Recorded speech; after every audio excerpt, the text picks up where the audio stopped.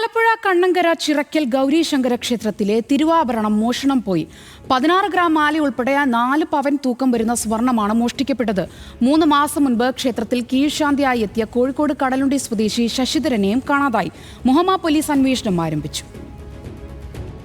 തണ്ണീർമുക്കം കണ്ണങ്കര ചിറക്കൽ ഗൗരീശങ്കര ക്ഷേത്രത്തിലെ ശ്രീകോവിലിനുള്ളിൽ സൂക്ഷിച്ചിരുന്ന തിരുവാഭരണമാണ് മോഷണം പോയത്. ദേവിക്ക് ചാർത്തിയിരുന്ന 16 ഗ്രാം ഷോമാലയുൾപ്പെടെ 4 പവൻ തൂക്കം വരുന്ന സ്വർണം മോഷ്ടിക്കപ്പെട്ടെന്ന് ക്ഷേത്രം ഭാരവാഹികൾ അറിയിച്ചു. ബുധനാഴ്ച വൈകിട്ട് 7:15 നടയടച്ചപ്പോൾ ആഭരണങ്ങൾ പെട്ടിയിലാക്കി ശ്രീകോവിലിനുള്ളിൽ വെച്ച് പൂട്ടി മേൽശാന്തി ആർ രഞ്ജിത്ത് വീട്ടിലേക്ക് പോയതിനു ശേഷമാണ് മോഷണം നടന്നിരിക്കുന്നത്.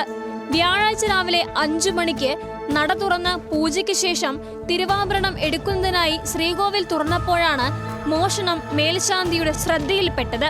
3 മാസത്തിന് മുൻപ് ക്ഷേത്രത്തിൽ കീഴ്ശാന്തിയായി വന്ന കോഴിക്കോട് കടലുണ്ടി അടിശ്ശേരി സ്വദേശി ശശിധരനെയും കാണാതായി.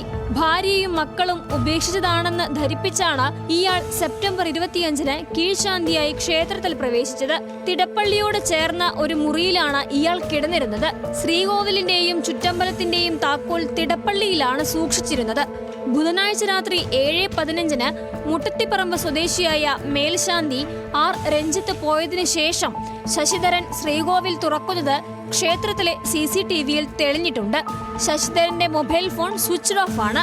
മുഹമ്മ പോലീസ് കേസെടുത്ത് അന്വേഷണം ആരംഭിച്ചു. ന്യൂസ് മലയാളം, ആലപ്പുഴ.